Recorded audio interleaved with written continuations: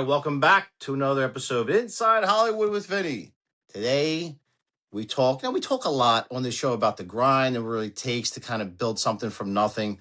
And today, our guest is just that guy. He embodies that old school hustle. You know his voice from some of the most iconic movie soundtracks of the 80s, including his Grammy-nominated hit Far From Over, which I just listened to the other day. You know his face from classic films like Tombstone and Barfly. He's a world-class musician, actor with serious grit and passion. He's a Philly guy. Welcome to the show, legendary Frank Stallone. Frank, welcome to the show. Hey, Vince. How you doing? Great. It's great to have you. And I want to give a little shout out to our mutual friend, Joe Cortese, for the connecting of the dots, as they say in the business. Great. I mean, the closest I've been to Philadelphia is 2 years ago, maybe 2 years ago. I played the Hard Rock in Atlantic City. We sold it out. It was John Cafferty and Beaver Brown and myself headlining. It was great to see a lot of people. You know, I hadn't played in that area. The last time I think I played Philadelphia was 1984 when they used to have the concert, the 4th of July concert on the steps. It was the Beach Boys, myself, Katrina and the Waves. I mean, it was really fun. I mean, we did Take You Back from Rocky, Far From Over. And the crowd it was a huge crowd then. I don't know what's going on with it now, but yeah, I always wanted to come back. It was just really fun to play there. So, Frank, tell us how it all got started. Tell us a little bit about yourself, how you found your love for music. Well, you know, my father's from Italy, and, you know, no one spoke English. I mean, you know, all my aunts and uncles, when they get together, they're all from the old country. But, you know, I just started singing. I just opened my mouth, started singing. And then, you know, I was getting applause from all the relatives. Listen to Frank sing. And, of course, imitating people when I was a kid. And then, you know, like a lot of people, first time I saw Elvis, I'll never forget, it was on Missouri Avenue in Washington, D.C. at my Aunt Nancy's on a Sunday. As you know, the traditional Italian families, everyone was there, aunts and uncles, cousins. Of course, we were glued to the TV because we wanted to see Elvis Presley. They were all in a little bit of shock, you know. But I said, man, this is the coolest thing I ever saw in my life. And just from there, it was just a progression. The Everly Brothers, Jerry Lee Lewis, you know, buying 45s and stuff like that. But it was just a natural gravitation towards music. You know, I mean, it was just one of those things that wasn't planned. I didn't come from a musical family. And my father was a hairdresser, you know, so I didn't come from a musical family. And then all of a sudden it just kicked in. And then when the Beatles came in, that put the nail in the coffin. So that was, you know, then I started my first band. I was like 14. I was playing like college dances at 15, underage, of course. And it just progressed from there, just different bands. And I just knew I didn't want to do anything else. I knew this was my path. And, you know, I started writing songs. Then we started playing at some of the great bands. Now, this is about 1968. There was a place on Sansom Street called the Second Fret, which was a famous folk club. Played there. Then there was a place called the Trauma, which was on Arch Street. And then the original Electric Factory. I played there quite a few times with my band. But Philadelphia had a great music scene in the 60s. I mean, really good. I mean, there was a club called Second of Autumn. There was one called the Magic Theater. There were all these but in those days they were small. They weren't like drinking clubs. They're kind of like coffee houses, you know, beatniks and stuff. And we used to play. It was just, I remember Sansom Street in the 60s. You couldn't, on a Saturday, you couldn't move on that street. They had all the head shops and Ward's Follies, all these like interesting places. It was just all like kids, you know, probably from 16, 15 up to like, you know, early 20s. And it was so cool. I mean, it was very peaceful, you know, a lot of good looking chicks. You know, I was a young guy, you know, and then we were playing at these clubs and, you know, hair down to here. And it was just wonderful. And it was really funny. I went back when we did Rocky Balboa, I think, what was that, 2005 or 4? And I walked down Sansom Street and there's like nobody there. There's like not hardly even a remnant of what it was. I mean, that place was packed. Maybe 1,000 people, all these head shops and, you know, clothing stores and things like that. And then I just, you know, I get up very early in the morning, which I usually do when we were doing Rocky Balboa. And I had a movie camera. I just walked because we lived, I think we were staying at the Four Seasons, so it was a really close walk to downtown. And I just walked around with a camera, like just kind of videoing, like, well, this was here. And in that famous scene, when my brother says to his son, he's talking to his son, it doesn't matter how hard you get hit, which is a famous scene. I swear to you, there's a staircase there, like a stone staircase going up to, like, I guess it was a townhouse or something like that. Absolutely, the staircase, right next to the staircase, maybe 3 feet away, there was these steps going down, and that was a club I played called the Magic Theater. I knocked on the door one day, I think we started in the afternoon, and I said, and Frank Stallone was shooting this, but this used to be a great club. All the groups played there, everyone. And he goes, really? I said, yeah, it was called the Magic Theater. Then it was called the Artist Hut. And I said, he goes, it was like a printing place. It had no remnants of a club, but it was like the Beatles, like the Cavern. It was like, really cool. And it was so weird. I said, Sly, it's so funny. You're shooting this scene, and it's like a foot away down the stairs from this club. So it was kind of sentimental. And, I just took pictures with my camera of, like, schools, but everything had changed. It wasn't as bad then, but I remember when we were shooting in Kensington, it was like zombies. It was like Night of the Living Dead. And I said to one of the cops, I said, man, I'd love to get on to Frankfurt L again, right at Margaret and Orthodox, right where the old thing was. He goes, you sure you want to do that? He goes, well, let me come with you. So the cop, we got on the subway and took, maybe a few stations and came back. And I said, well, thank God he was with me, because it was a whole different scene. And I remember that neighborhood, Kensington, around that area.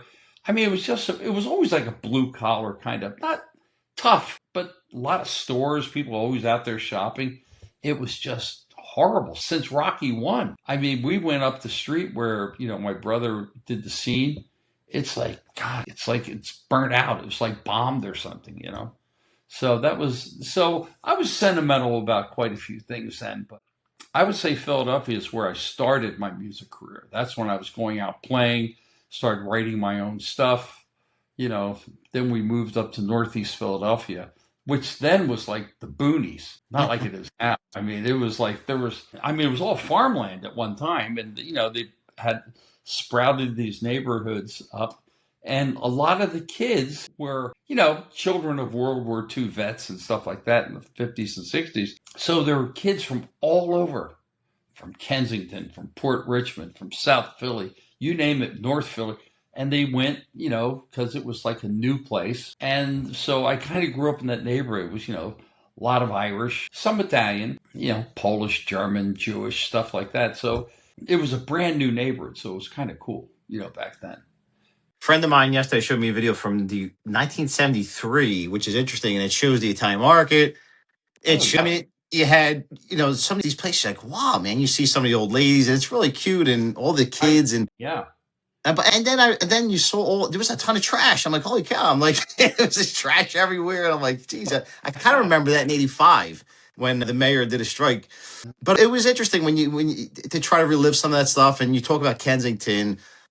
And back in, the turn of the century, they had factories everywhere. It was the workshop of the world, Philly. Well, so they made everything. Schmidt's beer, Stetson hats. So it was like a blue collar working industrial neighborhood. Tasty cakes, Federal pretzels, all that stuff was there.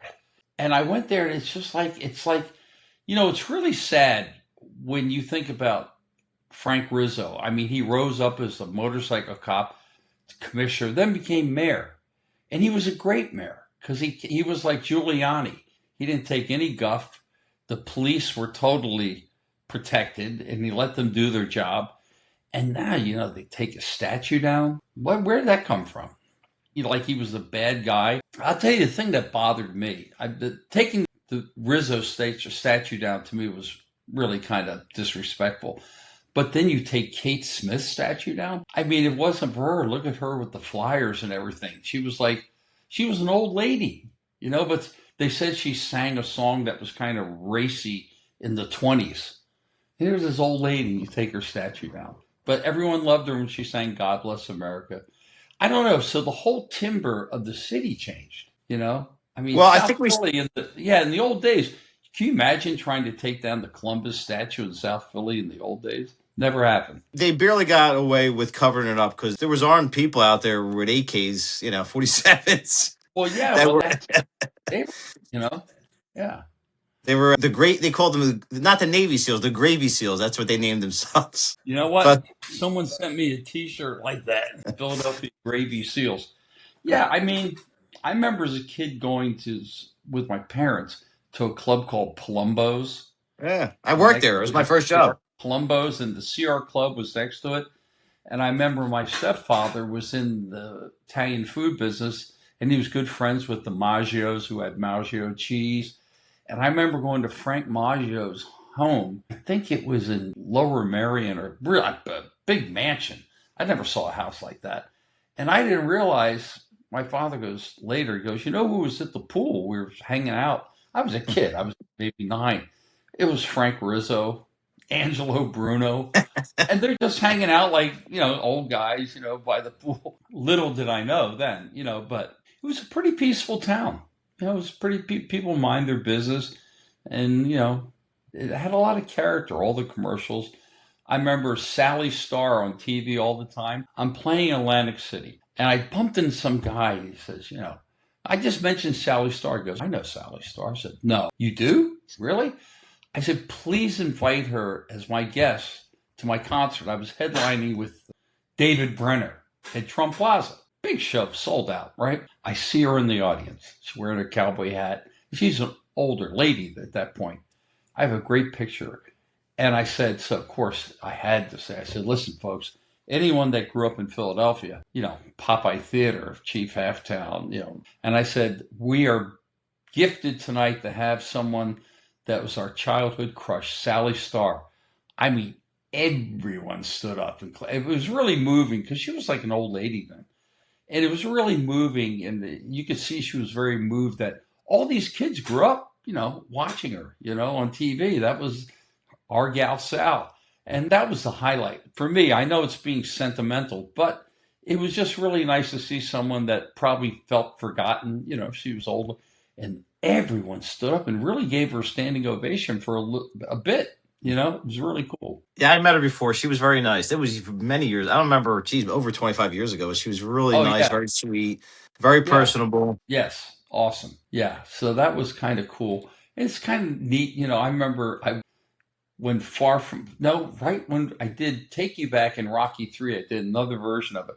And I remember I went back to Philly and I did the Captain Noah show, which is so weird. Lip syncing the Captain Noah. And it's just, but when you were a kid, these guys like Chief Halftown, Bill Weber, they were like, you considered them like stars. I became friends with Jerry Blavat. But in those days, they were big, they were big stars in the 60s. I mean, all they had was TV and newspaper, no internet. So they were pretty big guys. It's kind of Yeah, cool. the gear, he was great. I used to go to a lot of his because he would play everywhere. I'm talking Yeah. like early 2000s. I think the stamina. I mean, I don't know what whatever he was drinking or whatever, he was on, Yeah. always on. He had amazing stamina. A few years ago, maybe 3, 4 years ago, I'm performing at Mar-a-Lago. Okay. And we're doing this thing, and Bobby Rydell is there. And Bobby and I were friends. And there's a video, if you go on YouTube, you'll see we're at a friend of ours, Keith Frankel's house, big mansion, in Palm Beach. And Bobby Rydell and I, it's like a giant garden party. Someone gives us a microphone that has a speaker, and we sing along karaoke to Mac the Knife. And my brother says, look at these guys. No production, just a lawn and a microphone. He goes, you guys sound better than all these guys. I said, we're singing to karaoke. I said, you know what? Bobby and I have been doing a long time. And he was a wonderful guy. He had a lot of hits. And he never left Philadelphia. Stayed there. Died there. He was, and Frankie Avalon. If people ever want to get something interesting, I have a documentary on Amazon called Stallone, Frank that is. And we won like 6 best documentary awards. And then COVID came out and that kind of stopped everything. But everyone's in this thing. Frankie Avalon, my brother Arnold, Danny Aiello, John Oates from Hall & Oates. We were in a band together. about 40 people, everyone, and it's really cool. So if you ever get a chance, go on Amazon and look for Stallone Frank, that is. And it's kind of my musical journey, We'll make sure we drop a link to it in the description box. Anybody's watches, make sure you check the description box on YouTube. We'll make sure we have a link to that. Yeah, I mean, you talk about music back in those days, the whole movement. And even me growing up, I mean, I grew up like early 80s, and my older brother, we would sit there and listen to Elvis all day. I mean, and he just had he had a beautiful range of voice. Like he could sing, Anything. church music. He could do rock. It was just a beautiful voice. Happened to be like the best looking guy in the world. I saw him at the Spectrum, believe it or Wow. not, like in the 70s, and I saw him at the Spectrum, and he was just, he just had that thing. He had the it factor, like Sinatra had the it factor. Elvis had, Michael Jackson had it. It's nothing you can process. It's just you either have it or you don't. And I remember, so many groups came out of Philadelphia. Think about it. The Delphonics, the Stylistics, Frankie Avalon, Bobby Rydell, Mario Lanza, Chubby Checker. I mean, the Dovells. I mean, it was a really musical town, American Bandstand was there. I mean, so it does have a musical background. I remember Daryl Hall, when he was at the Rock and Roll Hall of Fame, he was kind of pissed a little bit because they're the largest selling duo in music history. And they were passed over every year. So they finally got, he goes, you know what? How about Chubby Checker? How come the Stylistics? How come none of these people are in the Rock Hall of Fame? But you put Joan Baez in, but you don't put these guys that were, Chubby Checker was the biggest thing in the world when he had the twist, and he was really sticking up for the Philadelphia sound, Harold Melvin and Blue Notes, all these huge acts. Frank, did you have any experience did you ever go to Sigma Studios over there in Chinatown? I did. Matter of fact, one of the great producers all the time, we were doing Staying Alive, and I wrote 9 songs, but 2 songs, I said, I want to do a duet with Dionne Warwick. And he says, who do you want to produce? I said, Tom Bell was one of the greatest producers, all the Stylistics, Harold Melvin, Delphonics, built everybody. And he said, really? Yeah, I want to hear that sitar. I flew to Philadelphia to Sigma with Tom Bell, and he was a wonderful guy. Real funny. He reminded me of Sherman Hemsley, like real speedy guy like that. And we recorded Never Gonna Give You Up, which ended up in the movies, me singing it with Cynthia Rose and Moody Girl. I go, man, this guy was so creative, and it was like really cool. But they didn't use those versions in the movie. So I played them for my brother about a year ago. I don't think he ever heard them. And he goes, man, those are really cool. I said, well, you guys didn't use them. Dionne Warwick. I mean, wow. So, yeah, Sigma. I mean, that was come on. All the hits came out there in Cameo Parkway. So Bowie was there. Yeah. David Bowie. Yeah, Elton John. Remember, he sang Philadelphia Freedom. Right. And I mean, Philadelphia was a swinging town. I saw Crosby, Stills, and Nash at the Spectrum, saw the Grateful Dead. And we used to have these be-ins in the 60s, like, all these kids, like at Belmont Plateau, for like 50,000 kids, out on the lawn. And we were just, we were local groups. We didn't have any hit records then. But it was so cool. No fights, no gangs, nothing. Just a bunch of kids. I guess half of them were stoned. I don't know, but drinking Boone's Farm and listening to the music. But it was a really innocent, wonderful time. And then later on, I moved to New York. I was living with Sly in New York for a while. And, I was doing open mic things. The band had broken up. I was kind of a folkie at that point. Kind of just traveling, by train or Greyhound bus from Maryland to Philadelphia, from Philadelphia to Florida. And I was just kind of like a vagabond, minstrel. And then after New York, I moved to Trenton, New Jersey, when it was kind of nice. It wasn't bad. And that's when I started my 3rd version of Valentine. And we eventually got signed to RCA Records. And then, standing on the street corner for Rocky. And they go, how did you get in the movie? I said, I was the only musician my brother knew. And it was such a cheap, low-budget movie. Figures, well, I'll have Frankie write a song and bring his group down. And at first, they didn't want to go down because I got to tell you, talk about making your bones. We used to play every night. We played night, 4 sets a night. So we played 168 minutes worth of music every night. And we were tight. And we used to make, seriously, for the whole group, like $100. Big night was $150 for 5 guys. And that's not including the manager. So we're playing for like basically 20 some dollars each. So my manager asked the producer, yeah, we want Frank to come down. And that's all in the documentary, all that stuff. And they said, how much? They said 140. So they thought it was for the whole group. And we had a gig to play at some place at that time. All the hot chicks used to go. Said, I don't know about that. It's a stupid little movie, whatever. No, they said 140 each. I go, what? That's more than I made in like 2 weeks, $140 each. So I remember that night, we drove down from Trenton, New Jersey. It was really cold, to K&A, to Tusculum on the street corner. And, Burgess Meredith was there, played Mickey, Talia Shire. Everyone was there. And we just sang on the street corner. It was cold, man, and then kind of forgot about it. Just, okay, looked like a cool movie. And we just kind of forgot about it, went back amongst our days, and a year later, it's like the biggest movie in the world, nominated for 10 Academy Awards. Now, Frank, let me stop you there, because, and I know everybody's probably thinking the same thing when they watch this. What was it? Because it's, is it just magic? Is it just like it was its time? It was a perfect, synchronization of everything happening. But what gave it its pop? What made Rocky really happen? I think because it was very reminiscent on the waterfront. It was of course, timing, bicentennial coming up, and it was a fresh face. Everyone in the movie basically was unknown other than Burgess Meredith. I mean, the other people had done movies, but to the masses, they were unknown. It was just like this fresh thing, this young guy, he was 29 years old, about this movie about, everyone has a dream. They always say, man, if I only had a shot, I know I could do it. Whether anything, business, sports, music. And it gave hope to people at that time. And if one thing was different, that movie, it wouldn't have been the same. They didn't want Sly because he was unknown. They wanted Burt Reynolds or Ryan O'Neal to play Rocky. It wouldn't have been the same movie. That's what made it. It's like, my brother was an out-of-work actor. This was his shot. It was desperate. I think he got $350 a week doing Rocky. It was like all guerrilla filmmaking. And I think it, like anything in life, it's synchronicity, it was timing.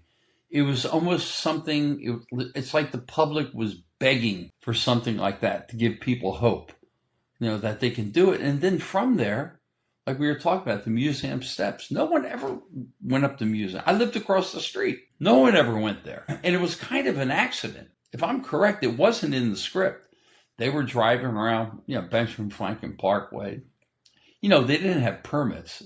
My stepfather, him and Jill Letizia, they kind of knew people around town. So they were shooting here, shooting there, shooting here. He said, hey, I got a good idea. Let's run up the steps. And it's probably one of the most famous scenes in cinematic history, running up the steps. And it kind of showed, top of the world, Mom, something like that, and the rest is history. I couldn't explain it. He can't explain it. I said, why did it happen? He goes, it's just luck, timing. And it was a perfect script. It was the perfect actors for the perfect role, the right director.